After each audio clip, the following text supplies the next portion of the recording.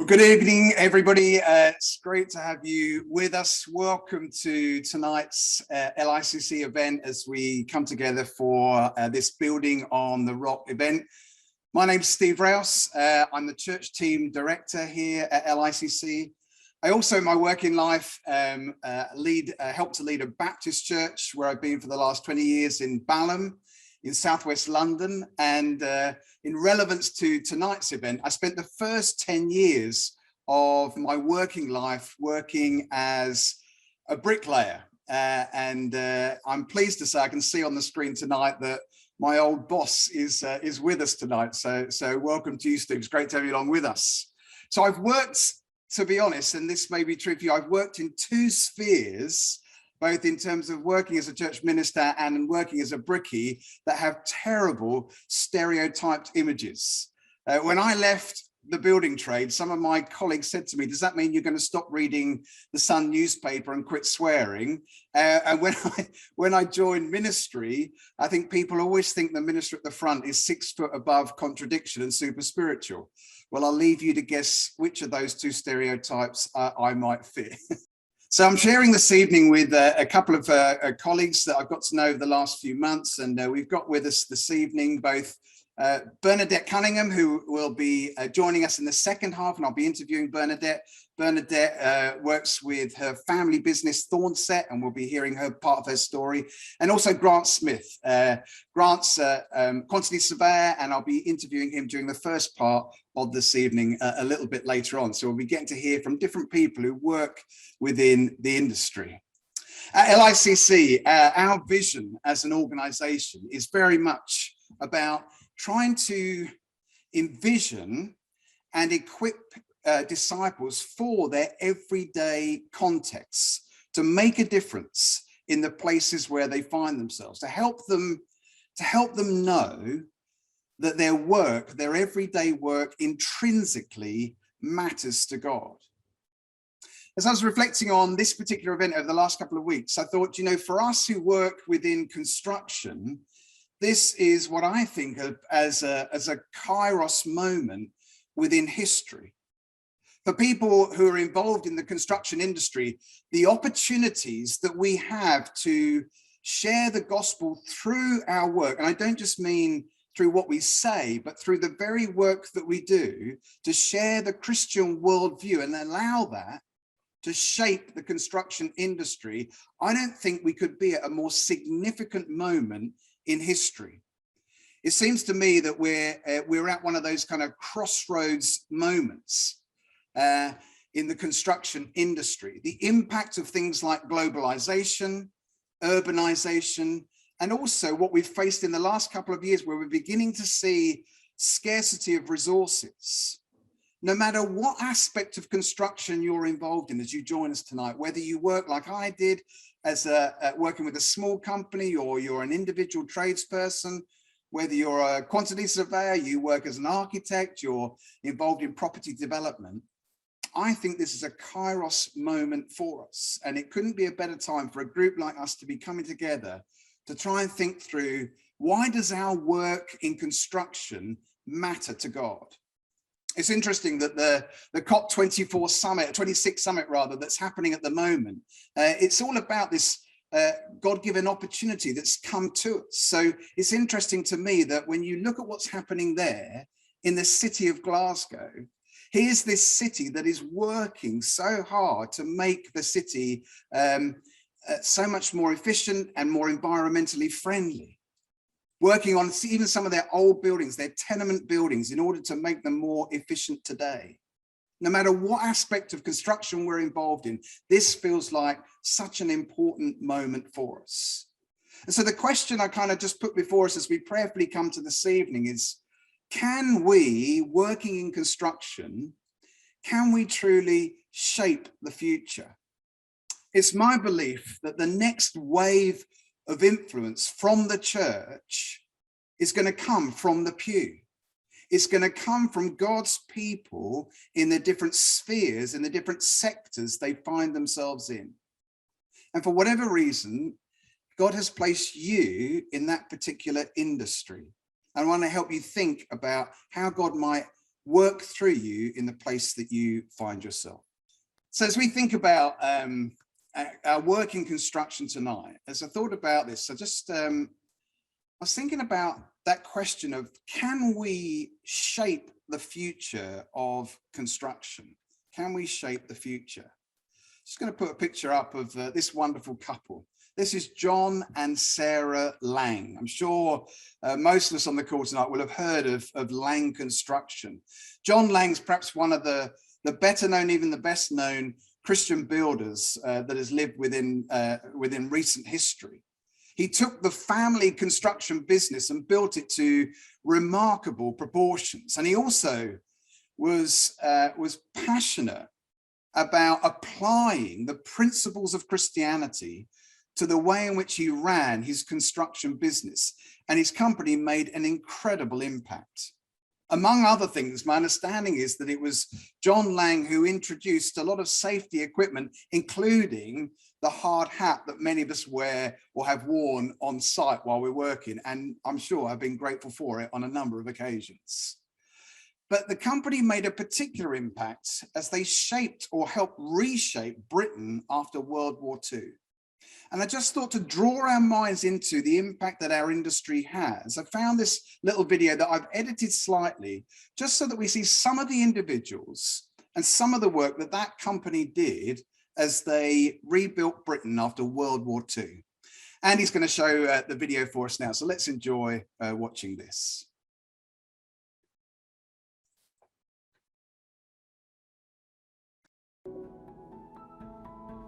After the Second World War, Britain was rebuilt by an extraordinary workforce of ordinary men and women, armed with shods and trowels, measures and planes. An army of bricklayers, surveyors, carpenters and boys from the black stuff came in their thousands to make their mark. Lang was at the forefront of this construction revolution, building hospitals, homes, factories, schools, bridges and sites for industry. From Britain's first motorway to the second Severn crossing, they built places that changed history and British lives forever. Lang was started in 1848, with the idea being to develop and train young members of the workforce. I actually wanted to be a joiner. I told my dad. He spoke to the manager of Lang's at the time. He says there was a job as apprentice stonemason. I said, that's it, that'll do me. That was the first straight window I worked on. I was just 17 then. That's me working on the east window. I'll be about 60, I think. I've worked up there plenty of times, really, carrying buckets of water and everything like that up there. The view's absolutely brilliant. You can see all over the city from there. I started work with Lang's in 1966. I worked with Lang's all the way through my career, 46 years. Working on the Severn was certainly the best job I've ever worked on. When we finished it, it was the biggest cable-stayed bridge in the country. It made a big difference to getting in and out of Wales. Well, I joined the company because my father worked for John Lang's, and the downside was when I made a mistake when I was an apprentice, when I got home I got told off. Started working in Barbican, I was here 7 years. We started doing the excavation and 250,000 cubic metres of solid London clay came out. When we was building that wall through there, we told the bricklayer foreman that he's got to allow for the curvature of the earth because of the length of the wall. I came to work at Lang's, I think it was 1989, and my role was as a graduate engineer. There was a big push at the time to try and get more women into the profession. At the time when I joined Lang's, I had already come from a university that was very male-dominated. And when I joined Lang, I think they had 15 graduates that they recruited, and I was one. I was the only woman. What impressed me was the people were the important thing in the business. One of the people I worked with handed me a book, and it was the book about John Lang called Life and Belief. I never had any regrets of joining them, and I've never had anything other than good thoughts about looking back at the company and for what they did. Not just what they did for me, but what they did for everybody who worked for them.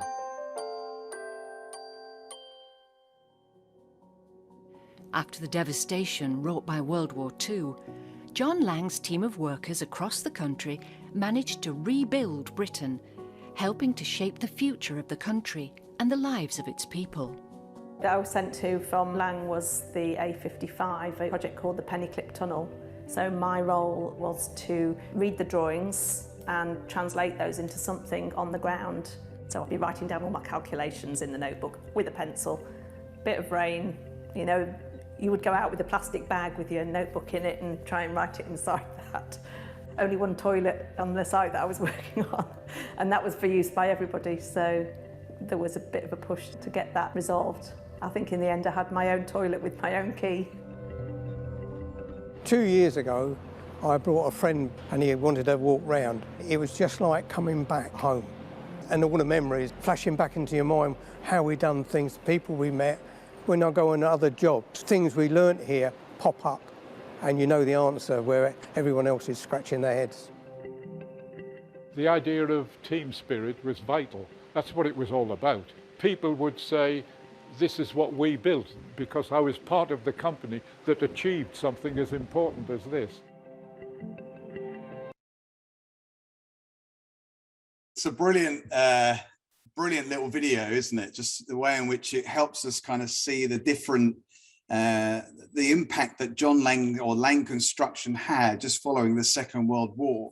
And when you think about the different things that they did, they built bridges that connected communities, buildings where culture is created and developed, beautiful cathedrals. And I loved listening to that old gentleman as he kind of wheeled himself back to that cathedral that he worked on. And in fact, he reminded me when I was laboring and trying to choose my trade, I remember saying to the guys that I worked with, I said, I want to be a carpenter. I remember them honestly saying to me, Steve, you're far too heavy-handed to be a carpenter. You need to become a bricklayer. And that's what I ended up doing. But they did work that matters. And I guess in this first section of the scene, we're thinking about, well, how does our work matter to God? How does our work matter to him? So I was talking to a friend of mine not so long ago. He's an Anglican vicar, and he was, we were talking about the revolution that's needed within the church today. And he said this, I'll just tell you what he said just leading up to this. He said, Steve, the revolution that we need in the church today is not to equip our people to evangelize in their workplaces. He said, the revolution that we need today is not to equip people or encourage people to bring their friends back to Alpha courses at our church buildings. He said, the revolution we need in the church today is for our people to realize that their everyday work and activity intrinsically matters to God. I just found that such a powerful quote, that our work, we need to realize how much our work matters to God. When I started out in the building trade, and here's me, when I first left school, I went into the realm of roof thatching and worked initially as a roof thatcher's mate and made my way up to doing some roof thatching. But I didn't ever think about, the church never helped me to realize that the work that I did day to day mattered to God in any way. I said to you that I worked as a bricklayer, and I think even though I was altering people's homes, creating spaces in a sense within which families might flourish, I never saw it in that way in those days. And in many ways, that's why I joined LICC. That's why I joined an organization that's passionate about trying to envision people for where they are in the sphere that they find themselves in. Whether that's trying to create spaces for families in their new homes and conceiving of those, whether it's building annexes on people's homes so that perhaps an elderly parent can come and live with the family and help the family to flourish, whether it's literally the work that we do, whatever aspect that we're involved in, and the way that we bring beauty into our world through the construction work that we do, the way we design a building, the way we literally lay our bricks, the way we set out our plumbing or wiring or whatever it is that we do.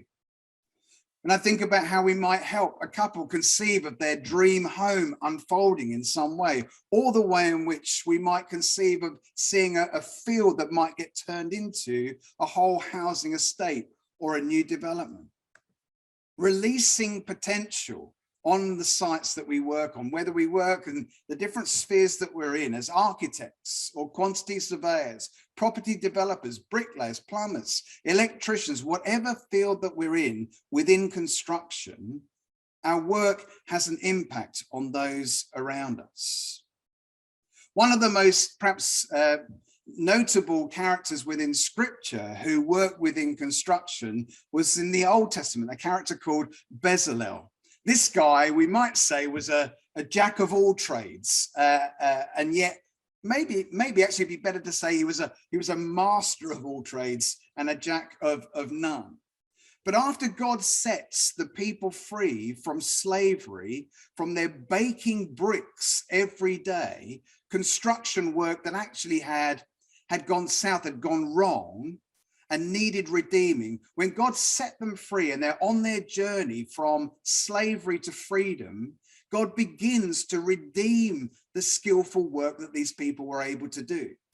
They build and shape a different kind of future, a different culture that would model something different to the nations around them.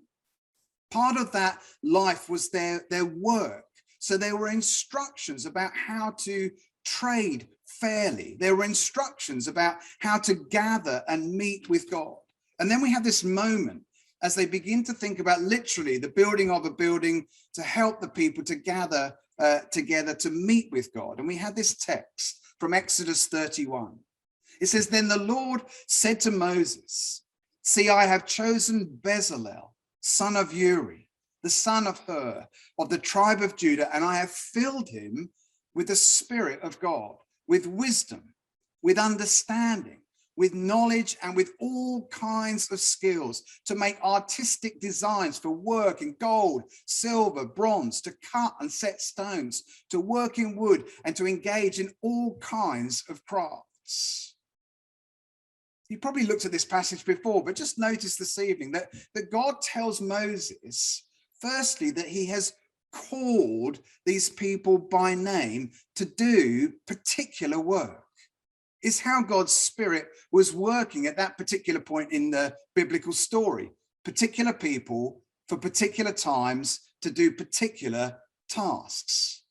Other than Moses and Aaron, there are only two other named individuals, and they are given their full names, including parentage and tribe. They have been chosen and called into a specific work.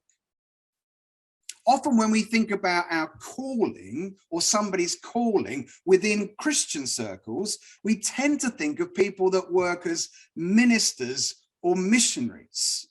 When we think of vocation or vocational calling, even if we broaden our minds slightly, we still tend to think of those who are teachers or doctors, but we don't tend to think of bricklayers or sparkies or plumbers or architects or quantity surveyors or developers.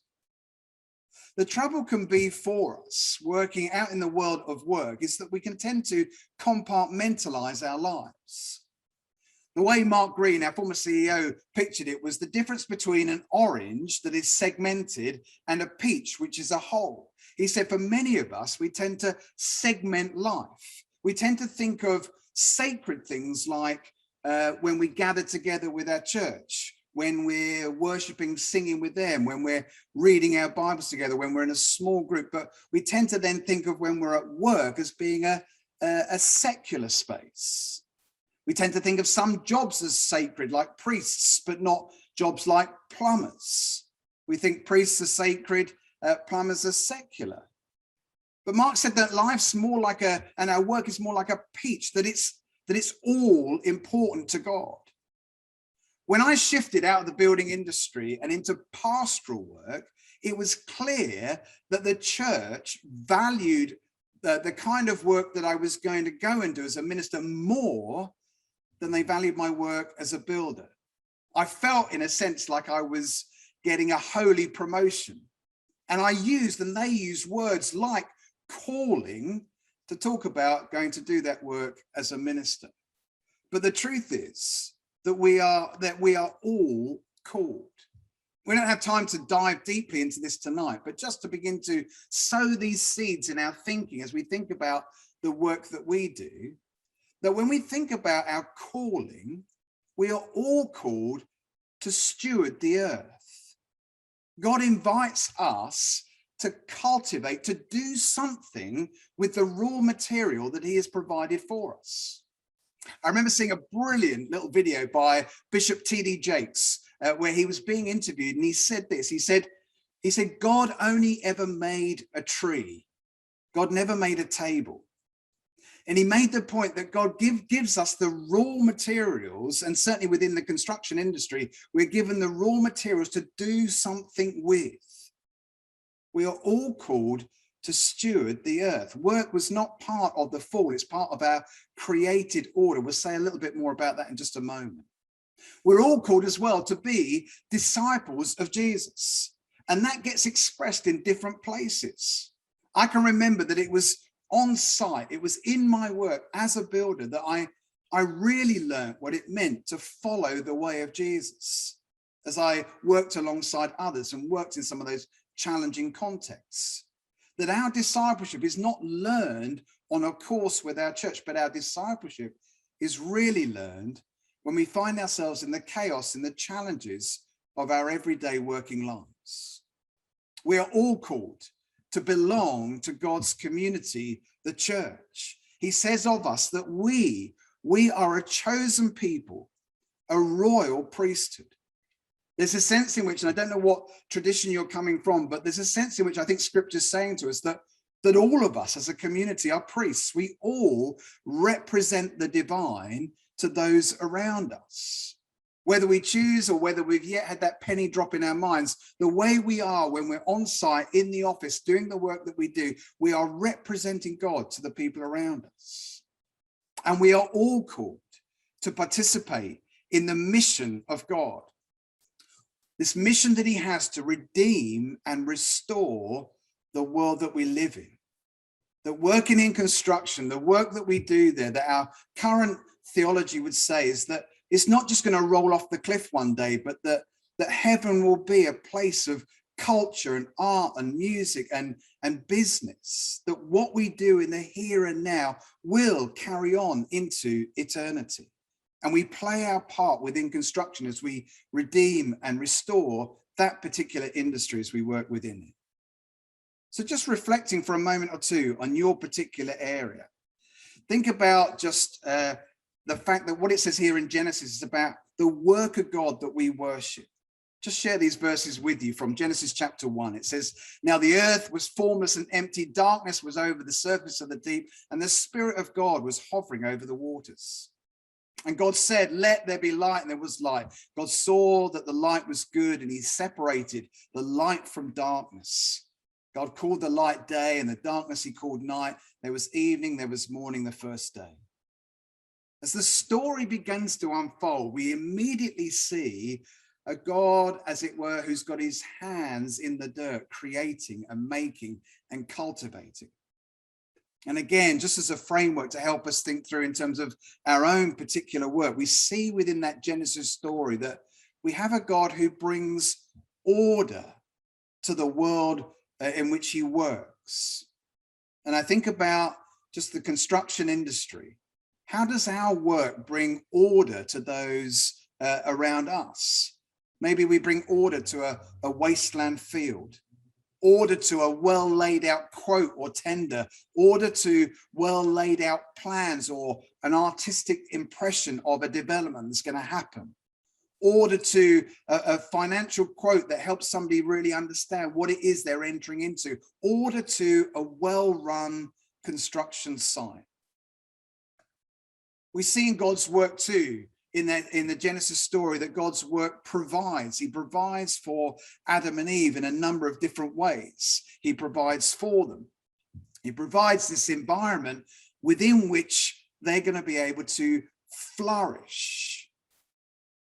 And that's what a good manager does. Maybe, and some of you work in that kind of role within construction. As one senior manager put it to us, they said, my job is to roll the rocks off the runway so other people can fly, to create an environment in which the team can give their best.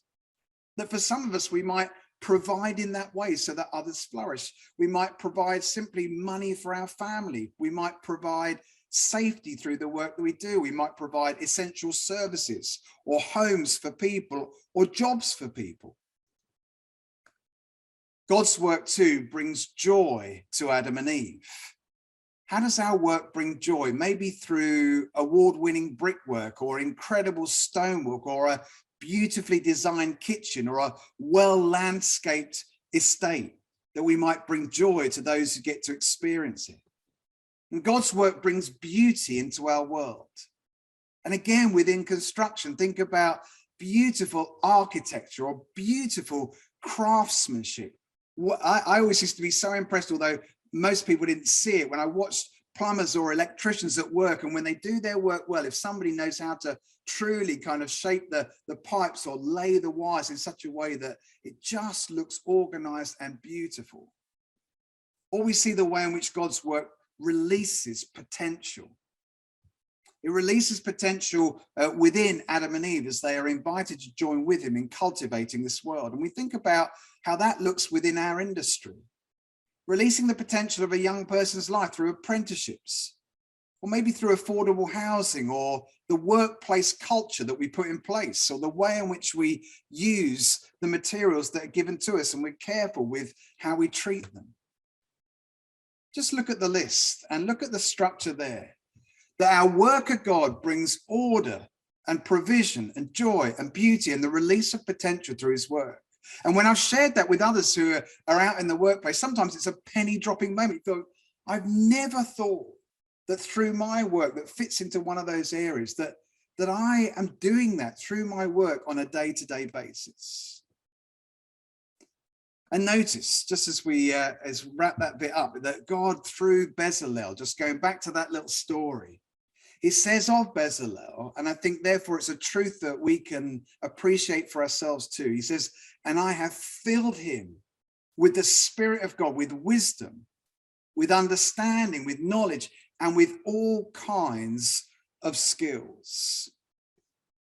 When I think about the different people on this event tonight, and I think about the different skills that you have, maybe it's the case that your church, or you've never had the thought before, that God has put in your hands skills and abilities and experiences that he wants to use and work through for the blessing and benefit of those that you work alongside in the work that you do.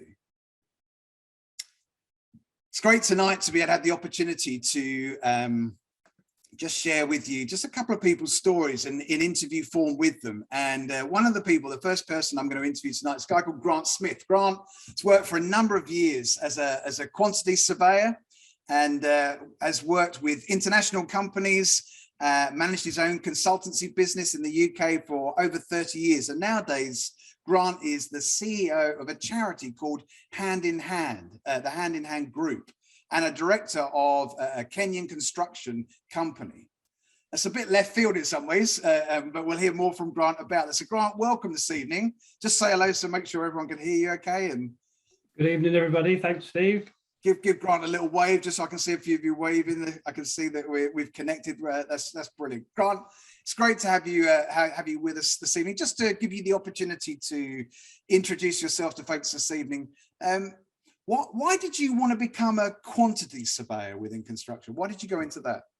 Well, the only thing that I could really do at school was maths. And it seemed the only thing that you can do with maths is be an accountant.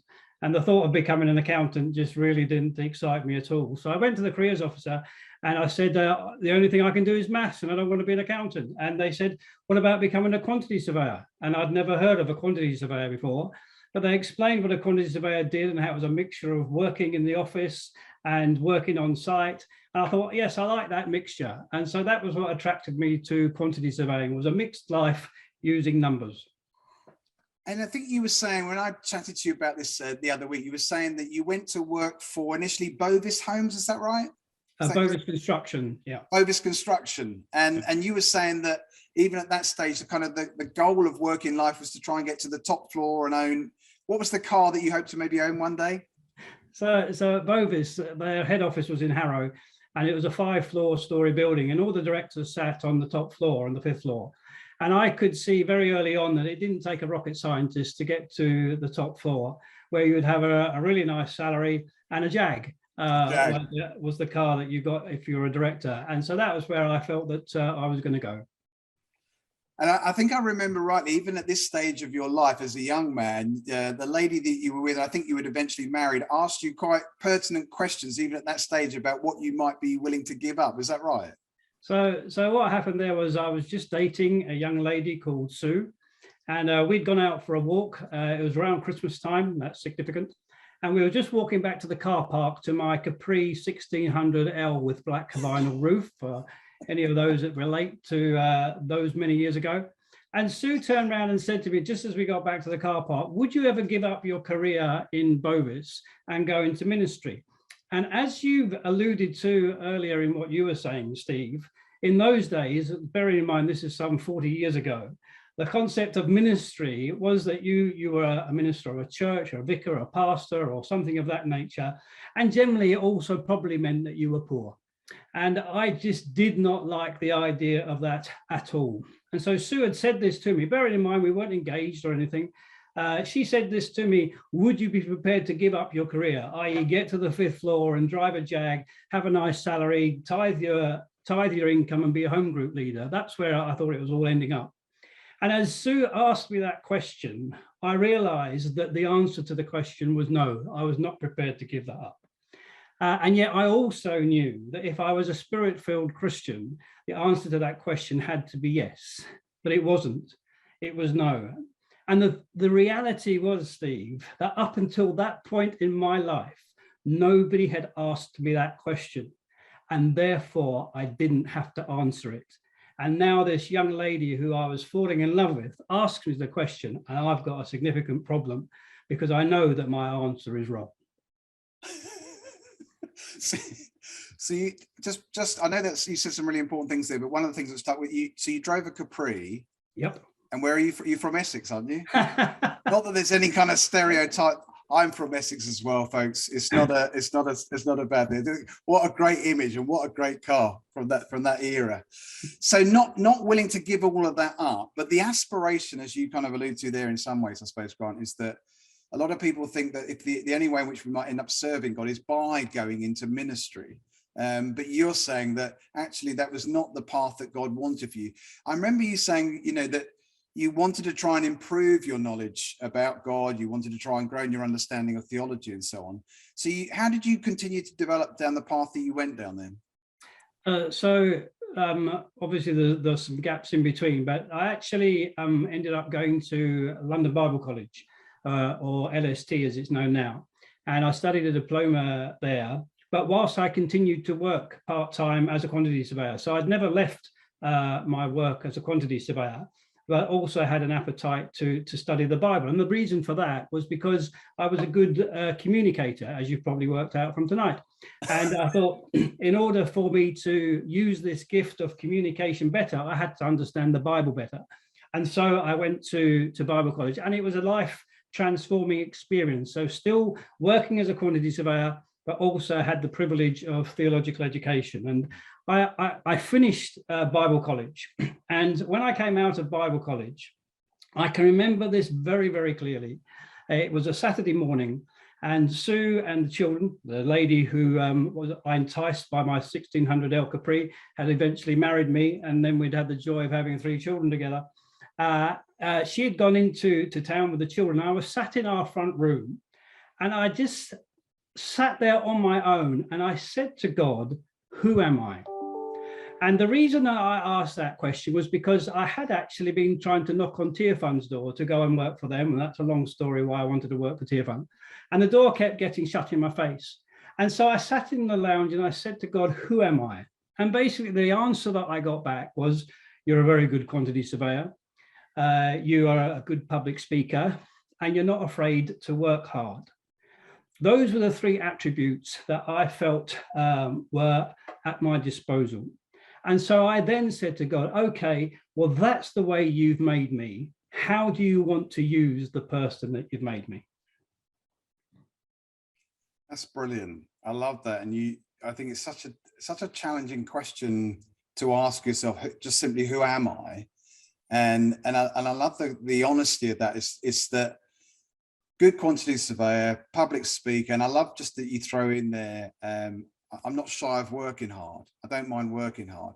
That's in a sense what God had put in your hands, and you offered it up. I remember, you make me think, actually, when I think of the story of someone like Moses in the Bible, and how God asks a similar thing of him, you know, what do you have in your hands? And kind of, if you'll give it up for me, I'll do something with it. So, I mean, there's so much more that we could hear from your story, but just for the folk that are here tonight, perhaps hearing some of this stuff for the first time, hearing your story for the first time, what would you, I know you shared with me when we chatted together about this, you said you get frustrated sometimes that people do nothing with what God has given them. And it may be because church culture is such that it doesn't help us to realize who we are. But what would you say to folk tonight about what God has given to them? So fundamentally, I have a sneaky feeling that a lot of people settle for second best. And what I mean by that is that they will serve God, perhaps in the church or in their community or in their neighborhood or whatever, but not in what they're good at. Everybody on this call tonight, on this webinar tonight, has a skill, have skills, are good at various different things. And the reason that we are good at these different things is because that's how God made us. Fundamentally, I am who God made me. Now, I can develop that for good or for other purposes. But at my core, I am God's creation. And so therefore, as I reflected in my lounge that day and thought to myself, what am I? I thought, well, I'm a good quantity surveyor. How can I contribute to the kingdom right here, right now, as a quantity surveyor? Not as a vicar or a pastor or a chaplain or whatever, but as the person that I knew I was good at being, which was quantity surveying. That's fantastic. Grant, thank you so much for just giving us a little insight into the world of the Essex boy who drove the Capri and kind of, yeah, but seriously, I imagine a lot of people that will really resonate with, because I think certainly it was my story too, that, you know, and I often wonder about it, whether I think God did want me to go into ministry, but I certainly believe now, as I look back, that God calls people into the different spheres that we find ourselves in. That's so helpful in the way you've expressed it. We've got an opportunity just to ask Grant any questions as well. We've got the opportunity to do that. I know you've been busy chatting, so it may be that you haven't thought of a direct question, but if you have, pop it in the chat. We've got one question just to pitch to Grant to get things going, just before we take a break. Grant, just coming back to you, and people are starting to put one or two questions in there or make comments, and we'll pick up on those in just a moment. Didn't give you the opportunity to say it really, but you said that you're a good quantity surveyor, but we didn't kind of give you the opportunity to say, well, how did you go on to use that skill as a quantity surveyor in your work for God, as it were?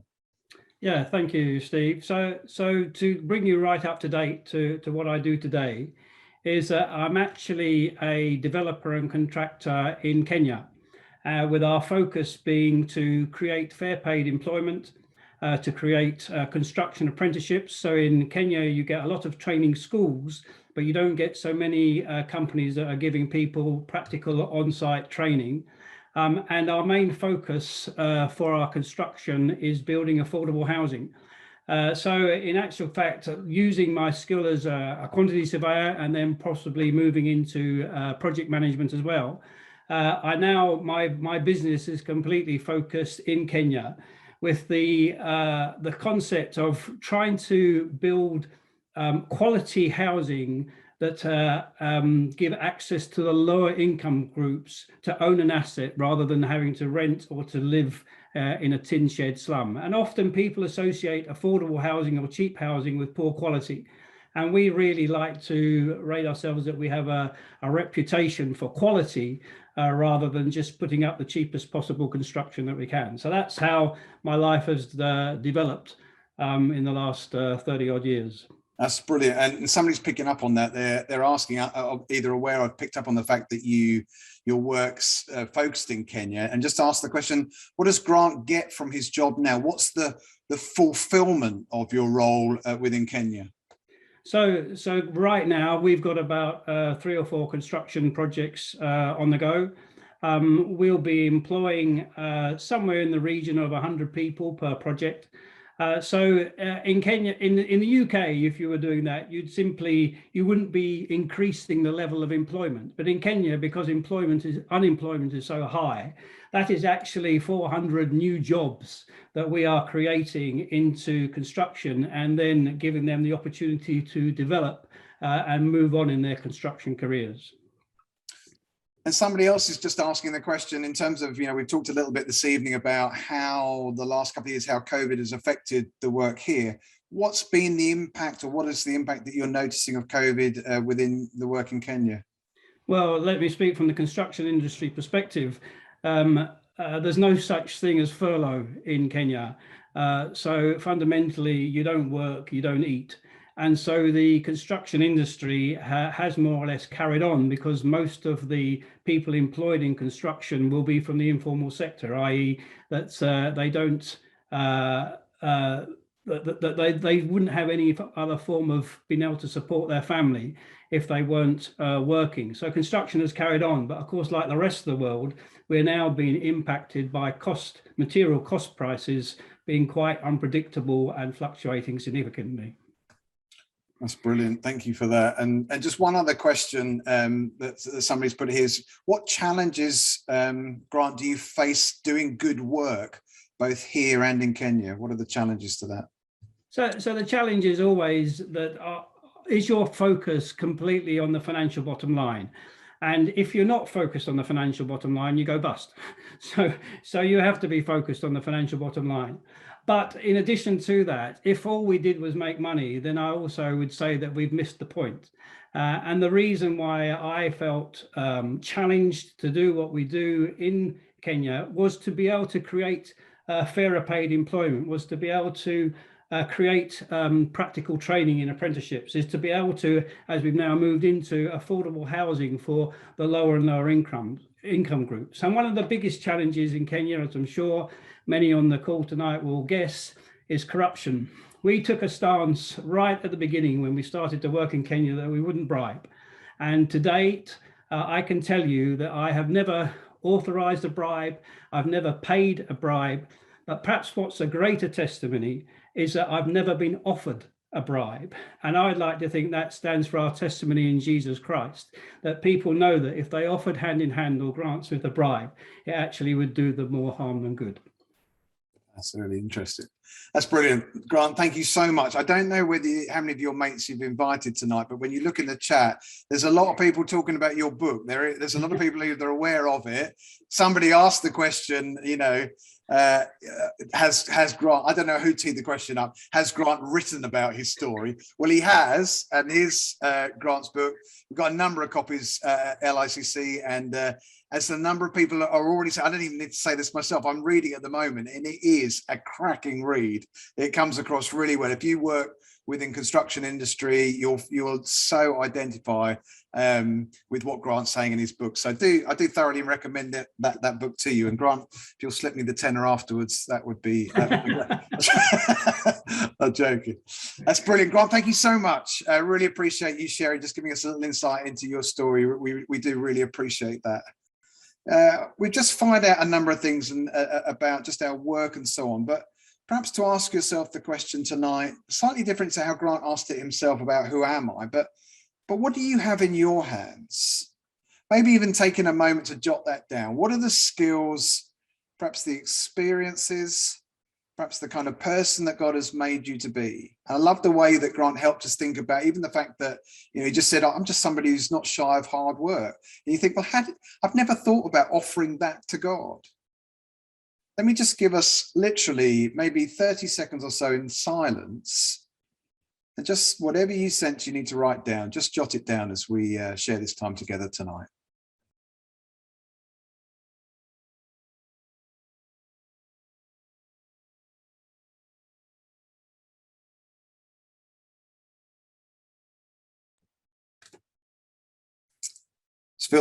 Just feel prompted to pray for us even at this moment. Father, we thank you for Grant's story. We thank you for what you have placed in our hands.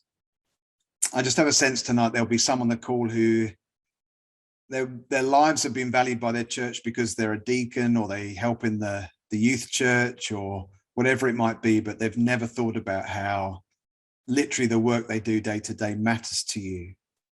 God, I pray that as that seed is sown in their lives, in their hearts and minds tonight, as they maybe even offer to you what they have in their hands, God, I pray that you would begin to unveil in them, reveal to them an exciting chapter within their story as they go forward from here. Lord God, thank you so much for what we've just shared together so far. Would you continue to bless us as we share this event together? Amen. Amen.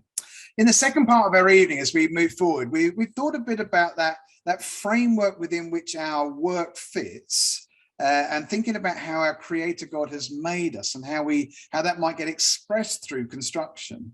And now we're going to begin to think a little bit more about that. How do we get a kind of kingdom culture, as it were, into the work that we do day to day?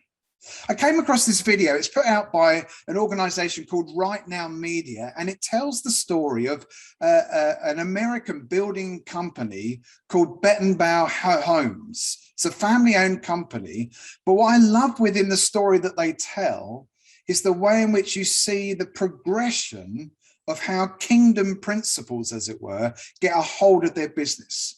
I'm going to ask Andy if he'll play the video for us now. So let's just enjoy watching this. In 1964, a friend of mine whose dad was a carpenter said, let's build a house. I think we can make some money if we build a house. I'm kind of an entrepreneur type guy, so I said, okay, let's do that. You know, by 1991, I would have had $3.5 million in the bank, and I thought, man, there'll never be another poor day.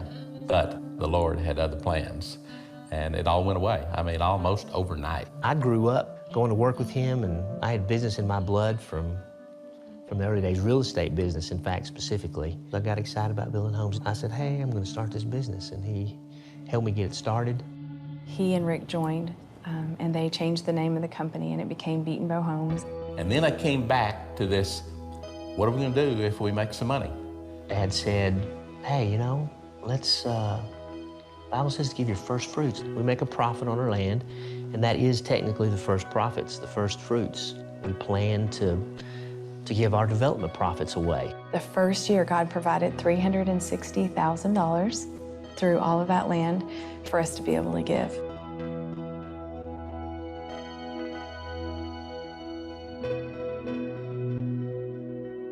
As we opened that portal from business to ministry and would give profits to these ministries, God started getting hold of the people that were inside our walls and transforming their hearts and giving them passions for the kingdom. We realized at that moment that the external ministry and the external giving of the profits of the company was only a small part of the true ministry God had given us here. The resources that I'm calling you to invest into my kingdom aren't just monetary, but they are your people. The first thing that came to us was, you know, we got to share the company with these employees. I only own 10% interest in this company. We have given the rest of the company away to the other people who work here. My job is to focus on the employees.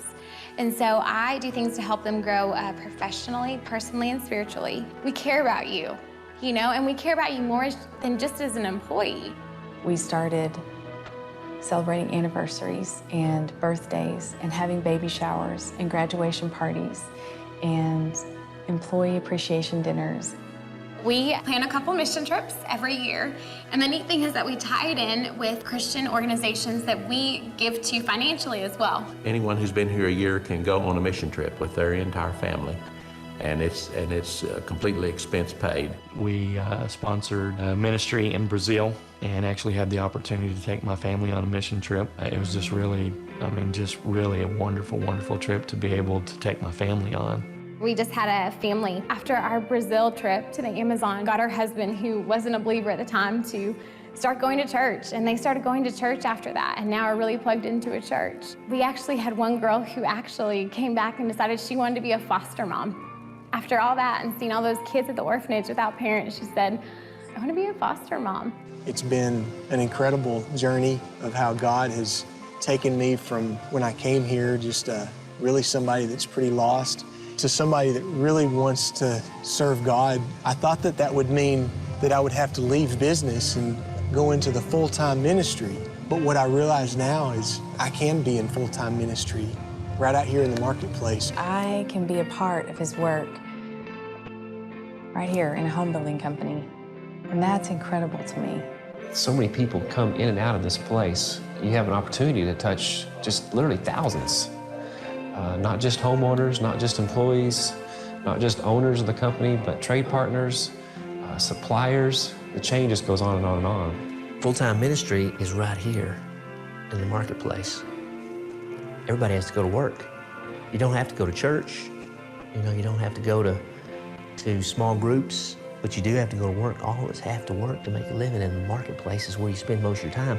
Just take the first step. Commit your relationship in the marketplace to Christ.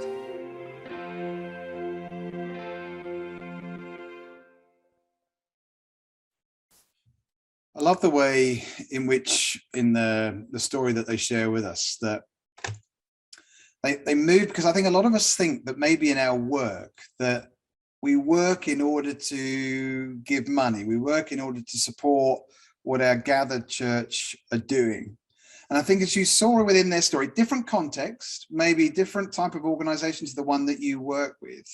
But I thought they drew out things like how it's about developing the character of people. It's about the culture of the company. It's about caring for the well-being of the whole person if you're responsible for employing others. And they said about how they cared for them physically and professionally in their development, as well as spiritually. And they talked about how ministry, a word often we associate with those who work as ministers in a church, but ministry happens within the workspace. And it's about the message that you share there. You may have seen these before, but if it's your first time with us at an LICC event, then one of the ways in which we help ourselves to think about who we are as the church is we have this first diagram, which is of gathered dots, these red dots up in the left-hand corner of the screen there. They represent the gathered church, the church that we are when we're with our church communities, probably on a Sunday or when we're in small groups. There's 6 dots there, and they represent the percentage of people within our country who connect with the church community once a month or more. The grey dots in the image kind of represent those in our neighbours, those who really aren't too concerned about us as church communities. We're that group over in the corner, perhaps irrelevant to them. And this is how many people see the church, not only outside of it, but within church communities too. We tend to talk about going to church. We tend to talk about the activity of the church and the things that it does in its locality, but we don't necessarily think about the work that we do in the spaces we find ourselves. Our concern is this particular image. It's not that we forget the other one, but we have a concern about who the church are Monday through to Saturday, when we as Christians, as the red dots, are out amongst those grey dots in the places where, for us, where we work, but where others within our church, where they live or where they study or where they play.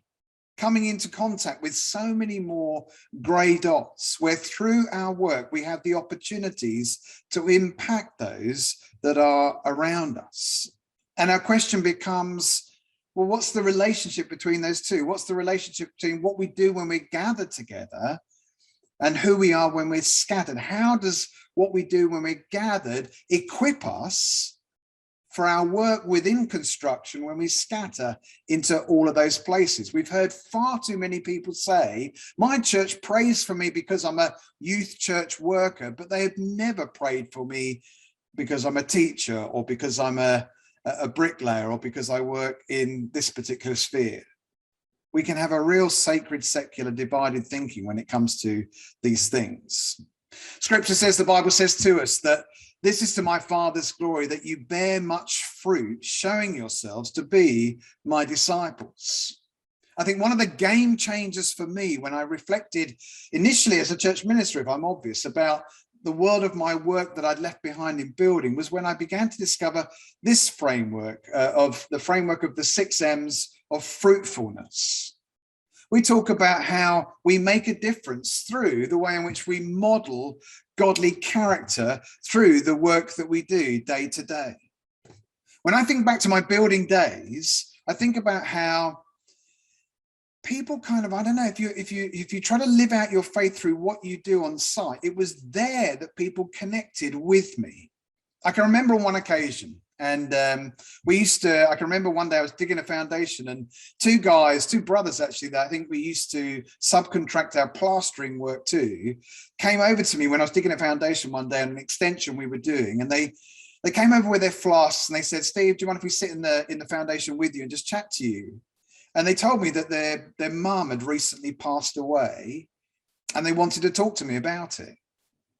And there we were. I was a young guy at that point, not particularly equipped for it, but for whatever reason, they chose to come and sit with me and wanted to talk about the loss of their mum. I remember on another occasion, in a slightly different realm, although I worked with this guy, he was a scaffolder called Rick, and I used to play squash with him in a team. And I remember after a game one night, he said, "Steve, do you fancy a game of pool?" And we went to the bar afterwards and we went round to where the pool table was. And as we racked the balls up to play the game, he hadn't really asked me to play a game of pool. He said to me, he leant on the table, and he was a guy that actually spent most of his life on site kind of ribbing me about my faith. But in this moment, he said, "Steve," he said, "my marriage is coming apart. I've got a 4-year-old son and I don't know what to do."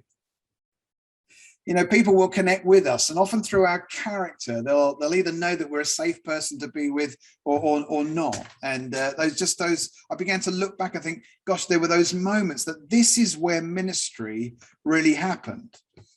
We're called upon to make good work. It's another way in which we express who we are as Christians.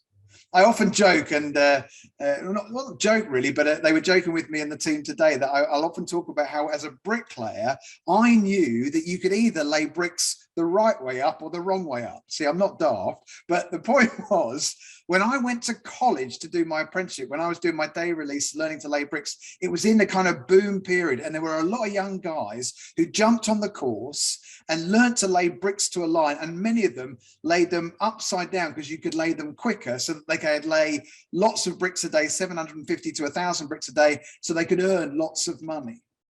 I always felt like I wanted to honor God by the way in which I did my work, and so made sure every time I laid a brick, I laid it the right way up. Nobody would ever know. But the strength of the house, the workmanship was good, and we care, don't we? We care about good work. And I think God cares about how we express who we are through the work that we do. We won't go through all of these, but we have opportunities through our work to minister grace and love. And it was interesting in the story about Bettenbauer Homes, about how they gave their employees opportunities to go and share what they knew with others. Maybe, and I've certainly used the skills that I have to go to other places, whether that's to Romania, where I went with a bunch of guys to help build a bakery there, or we might do it in all sorts of different ways through the work that we do. Ministering grace and love, listening to those around us, caring for the whole person, those people that we meet day by day. There's an incredible story, we won't have time to get into it tonight, from Acts 27, where Paul finds himself caught up in this storm on a boat as a guy on his own with 273, well, two of his friends and 273 other people on the boat. And in that moment, it says, the Bible says that God had graciously put into Paul's care the people on that boat. What about the sphere you work in? Maybe a small company. It may be literally the customers you work with. It may be the people that you work around. Of all the people, you're in a particular context with particular people, with the challenges they face. Could it be that God has put them, in a sense, into your care? Think about ministering that grace and love. We think about molding culture, the way we do things around here. What is the culture of your particular company or your particular workspace? And how do you affect that? How do you affect the way in which things are done there? Being a mouthpiece for truth and justice. This is outside of construction, but I just think it's such a brilliant example. I remember hearing about an Arsenal football supporter, Christian guy. I don't know if that's an oxymoron, an Arsenal fan and a Christian. I don't know, but anyway, he heard as a season ticket holder that the club were not paying their cleaning staff the London living wage. And so he challenged it. He spoke up on behalf of those who couldn't speak for themselves. And to their credit, the club changed their policy, making a difference, being a mouthpiece for truth and justice. And before I share the last one, when you look at those 5, when I think about my experience as a young man going into the building industry, there's a sense in which my church community didn't really make me think about these 5. What it did make me think about, vital though it is about what it means to be a messenger of the gospel. But in many ways, we can't be messengers of the gospel. We don't really get the opportunity to talk about what we believe and who we are until perhaps people have seen how we live in those other spaces. And a lot of people, if they think that's the only fruit that they can bear out in their work on site, a lot of people, to be honest, would rather go to the dentist than talk about their faith at work. I've met far too many people. A friend of mine who was a surveyor for many years said, Steve, I've been in surveying for over 20 years. I've never told anyone in the workplace that I'm part of church.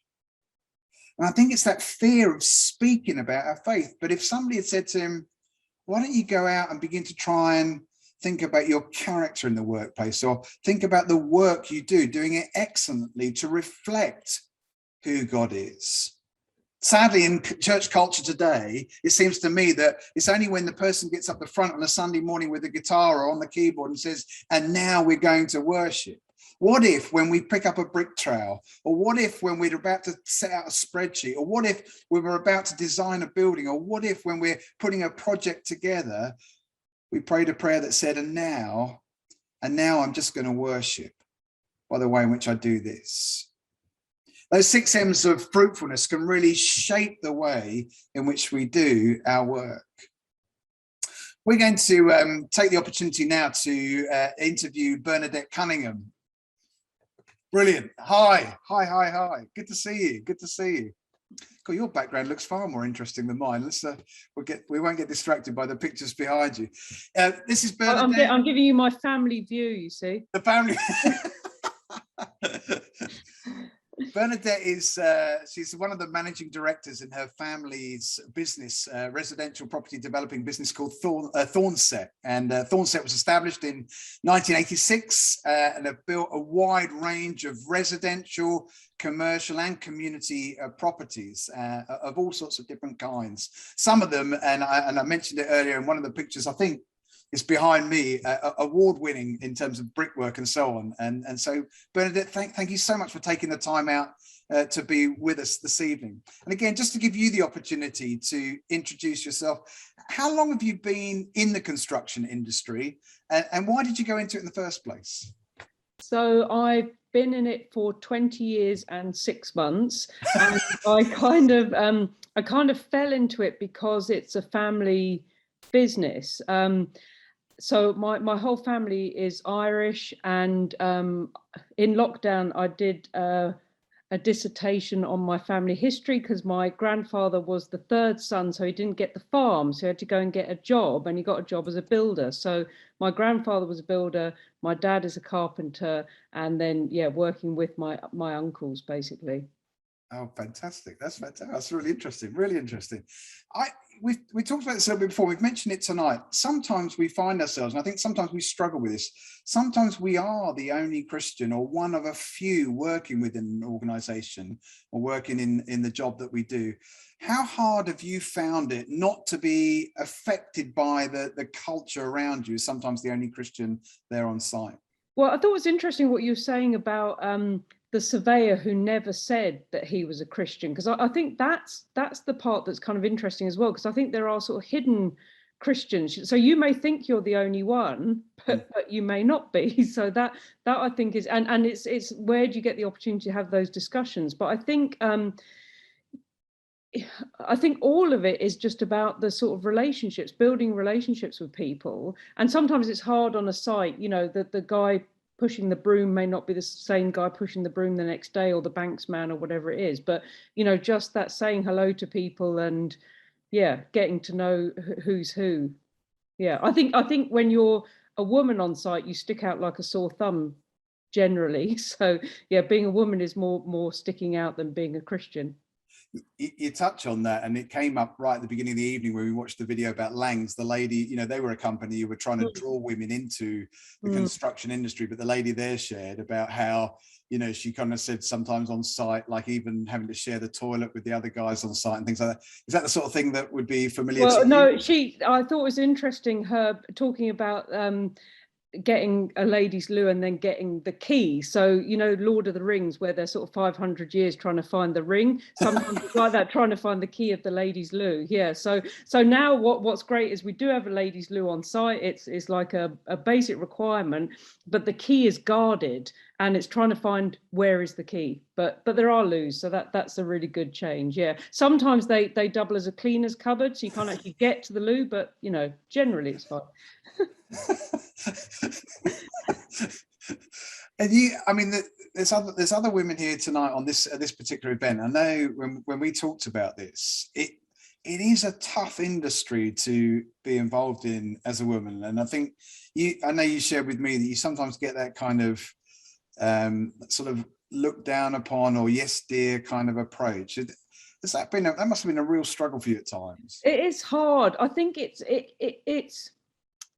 in one sense it's rare, and then in another sense it's kind of more every day. And I think like personality wise, I'm not a sort of wallflower, you know, kind of quiet, you know. So I think that could be worse. Like thinking about how you model culture and how you think about sort of younger people coming in, and you know, sometimes our younger people are given not kind names about how they kind of, you know, tolerate things. But I just think it's about, because, you know, different personalities may feel things, you know, more sensitively. So it's that, how do we, if we want women to come into construction and we want to create a better environment, you know, how do we call out behavior that's not great? You know, it's a real challenge. I think it's a real challenge, and I don't think we've got it solved at all. Yeah. And so for you, in terms of being a Christian working in construction, was there a moment in your career where the significance of the work that you were doing, you became more aware of that? Yeah, my first sort of big contact with LICC was doing the executive toolbox in 2012. And actually that was a bit of a aha moment about, oh, my work matters. And it's quite interesting because actually before then I was already doing some church work, building churches. So you'd think at that point, you'd think, well, you know, this has some meaning, but actually it was the toolbox that really sort of reinforced, no, all of it is important. So I would encourage people, you know, the toolbox, I think, is a really unusual and different look at your working life.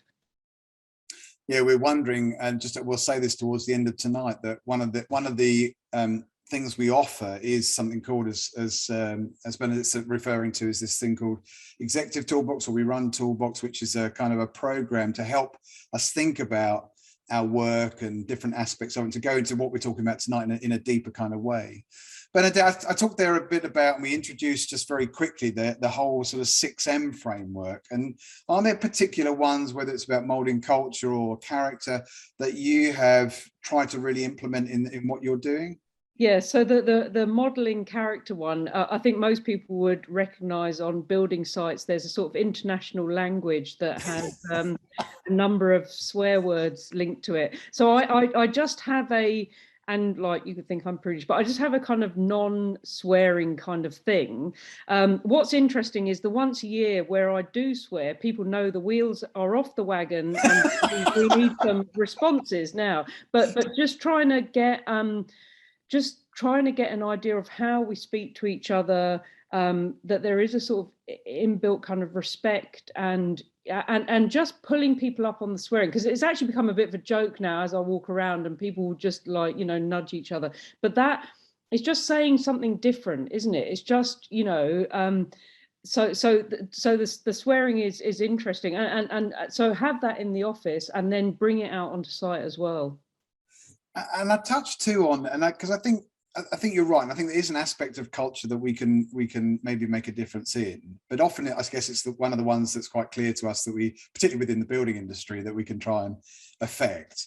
But I think the other thing that struck me about your company, what is the good work you do? And I know I mentioned it very briefly. I happen to have one of your buildings up on the picture behind me, which won an award, but a number of your buildings have won awards. So you obviously place an emphasis upon doing really good work. And I guess has that been really important for you as well in terms of how you express what you believe? Yeah, I think that ability to have pride in your work, like, so people laugh at me because everything we build, I sort of think, oh, I could live here. This is nice, you know. And but I think that, you know, because Grant was saying that as well, you know, that you know, are you doing something that, yeah, you think this is really good work? I was a bit humbled by the Bettenbauer homes, though, not as good as them. Yeah, yeah, but I think, you know, that if you can get pride in the job all the way through the job, whoever's on site, I think, and give them a vision of this is where we're going and this is what we're trying to achieve. You know, it's hard going. I'm not saying this is like easy as falling off a log, but it's, you know, it just yeah, I think it helps. It really helps. And just to bring the standards up, I think property development has such a terrible reputation in some quarters, kind of justly earned. But you just think, let's just change it, just one project at a time, doing good work and delivering something that we can be proud of. Yeah, it's brilliant. And just one last question. We touched on it right at the beginning of the evening as we think about, you know, I don't know whether you agree with this or not, but whether, you know, the construction in a sense is at one of these kairos moments. It feels like a really important moment in history for us as Christians and in the industries we find ourselves in. How do you feel, if I said to you, you know, can we shape the future, those of us as Christians working in construction? How do you feel about that?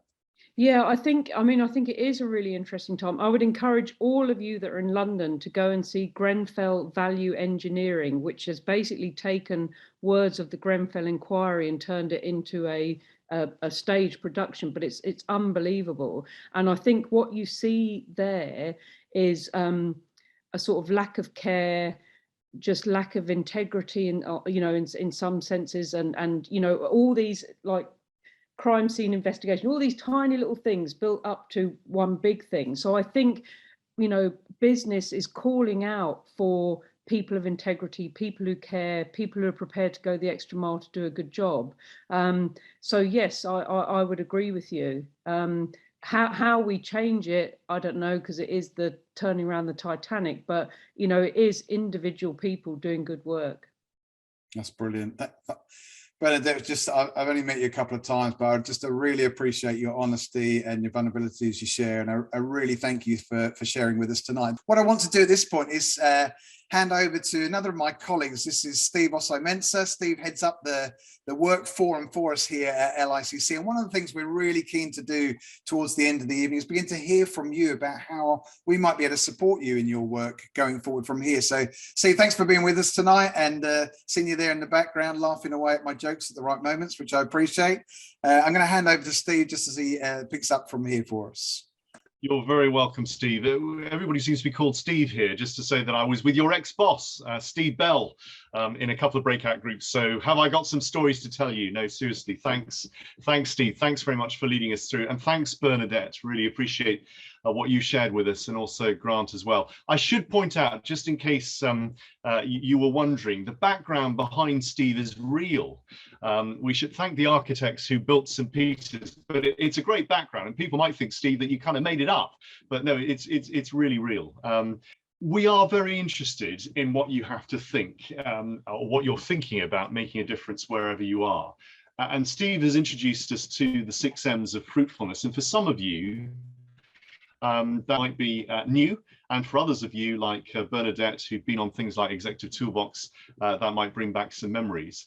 I haven't had a chance to put these questions on the chat, and because time is short, I'm just going to leave the slide up there a little bit. Sorry, it's a bit of a busy slide. But seriously, Steve and I would be very interested, and you can come back to either of us. I've put both of our email addresses on that particular slide, and Andrew might pop them in the chat sort of a little bit later. Do come back to us, please, if you want to share any particular aspects from tonight. Prayerfully, we hope it will be helpful just to gather a number of people in the building and construction industry, and it's been great, certainly from the breakout group I was in and from some of the comments on the chat. I think it has been helpful to a number. We'd be particularly interested if there are any issues or topics, perhaps prompted by some of the things that Bernadette was sharing, or Grant, that you're facing perhaps in your part of the industry, that perhaps it would be helpful for us to address. There may be ones of you who've got a great story to tell that maybe relates to the 6 M's of fruitfulness. Yeah, so do get in touch with us. We would appreciate that. We've done a little bit of thinking and some starters for 6, if you like. You know, maybe there are occasional events like this on some topics that will be worthwhile from time to time. Maybe some of you would be interested on a little bit more on the 6 M's and fruitfulness and how that relates to your work and life. And maybe there are some local support groups that could come into being. So please be in touch with us. You've got our email addresses, but that's just a bit about us. I know we're almost run up to 9 o'clock, but if it's okay, what I'd like to do is, one of the things that's coming out fresh at the moment is LICC have been making some fruitfulness on the frontline videos, which are freely available either on our YouTube channel. They're coming out over the month of November. And there's one particular one that relates to the construction industry, and it feels like an appropriate way to end this evening. What I'll ask Andy to do in a moment is to show this, and then as it finishes, I'll close with prayer and we'll end our evening together. The video is no longer, it's shorter than 2 minutes, but it looks at the 6 M's in the life of a plumber. And it asks us to ask the question, well, how do we see those 6 M's working out in our particular work? So Andy, would you please just show the video, and then I'll wrap the evening up after that. Robert's been a plumber for more than 30 years. What does living out the 6 M's of fruitfulness look like for him? When he gets to someone's home, the water may be gushing down the walls, the ceiling may be about to fall in, but he models godly character by bringing a sense of peace and walks in calmly. It's going to be okay. He makes good work, gets there on time, looks for the best long-term solution, and when he discovers a hodgepodge of dodgy connections under the floorboards, he warns the customer. He leaves everything clean, dry, and neat. Robert gets to minister grace and love. He's always trying to pick up on people's interests and mood. Are they lonely? Are they sick? Can I sow some joy? Sometimes, if a customer's in financial trouble, he'll do their boiler service for free so they don't lose their warranty. Robert's moulded a culture of tremendous trust over time with his regular customers. They're happy to leave their keys with him and just go out for the day. He is a mouthpiece for truth and justice. Won't work for unethical landlords, won't do jobs for cash to save the client VAT, won't make a big deal out of nothing just to generate work. And he's a messenger of the gospel, telling people about his church and the difference Jesus makes to him in his own calm, generous way. What do the 6 M's of fruitfulness look like for you?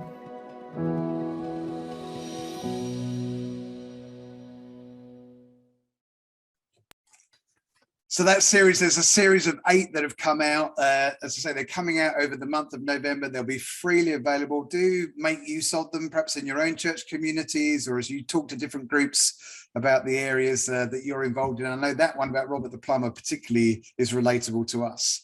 Thank you so much for being with us this evening. A big thanks to both Grant and for Bernadette for being willing to come and share something of their story with us. And I hope you found the evening really helpful. And I really do encourage you to get in contact with us, to let us know. We're really hopeful in this area that we might build an ongoing community. So do let us know how we can continue to support you. Let me close our evening in prayer. Let's just pray together before we go. Father, we thank you so much for what you have placed within our hands. We thank you for the skills that you've given us.